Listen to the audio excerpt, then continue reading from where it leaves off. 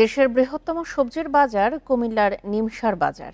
ঢাকা চট্টগ্রাম মহাসড়কের মতো ব্যস্ত সড়কের পাশে বসে এই বাজারটি। এ নিয়ে বিস্তারিত জানাতে যোগ দিচ্ছেন সহকর্মী তানভীর খন্দকার। তানভীর, দেশের বৃহত্তম সবজির বাজারে সবজির দাম কেমন দেখছে? নিমসার বাজারে আজকের পরিস্থিতি কেমন, আর লোক সমাগম কেমন সেখানে? বান্ডেল থাকলে প্রতি সেনমানিতে টাকা বাঁচবে।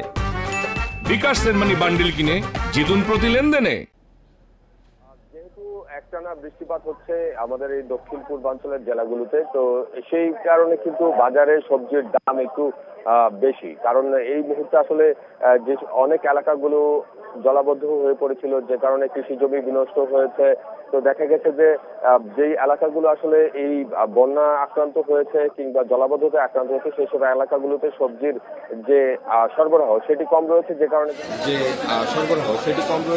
কিন্তু বাজারের দাম বেশি। তারপরেও কিন্তু আমরা দেখছি যে এই কিন্তু যে বাজার বসে সেটি প্রায় রাত 3টা থেকে শুরু হয়, আর এই বাজার চলে কিন্তু সকাল 10টা পর্যন্ত।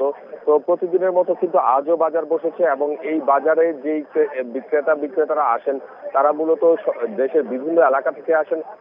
দেশের উত্তরবঙ্গ থেকে বেশিরভাগ সবজি বিক্রেতারা এখানে এসে থাকেন। এছাড়াও আমরা দেখেছি যে দক্ষিণাঞ্চলের চট্টগ্রাম, খাগড়াছড়ি, রাঙ্গামাটি সেসব এলাকা থেকেও আসেন। তো তবে আমরা একটি বিষয় দেখি যে যখন সরবরাহ বেশি থাকে মূলত এখানে কিন্তু দামটাও কম থাকে, কিন্তু সরবরাহ যদি কমে যায় সেক্ষেত্রে কিন্তু দামও কমে যায়। আর যেহেতু এই বর্ষার মৌসুমটি আসলে একটানা বৃষ্টিপাত চলছে, সেক্ষেত্রে কিন্তু সবজির সরবরাহ বাজারে কিছুটা কম রয়েছে।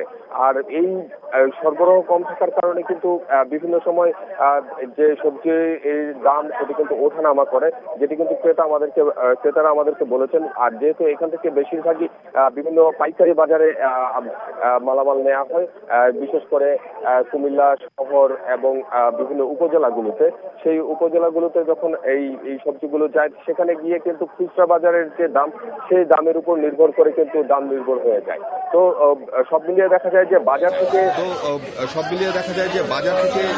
এখান থেকে যে পাইকারি দরে সবজি কেনাকাটা হয়, সেই কেনাকাটার যে দামটি সেটি কিন্তু আর একই রকম থাকে না। এখান থেকে যে দামে পাইকাররা মূলত বিক্রি করেন, সেই দামের চেয়ে অনেক বেশি দামে কিন্তু খুচরা বাজারে গিয়ে বিক্রি হয়, এবং এই দামের তারতম্য কিন্তু আমাদেরকে ক্রেতা এবং বিক্রেতারা বলেছেন বিভিন্ন সময় বাজারে থেকে পরিবহন যে খরচ, সেই খরচের উপর নির্ভর করে। দেশের বৃহত্তম সবজির বাজার কুমিল্লার নিমসার বাজার থেকে জানাচ্ছিলেন সহকর্মী তানভীর খন্দকার।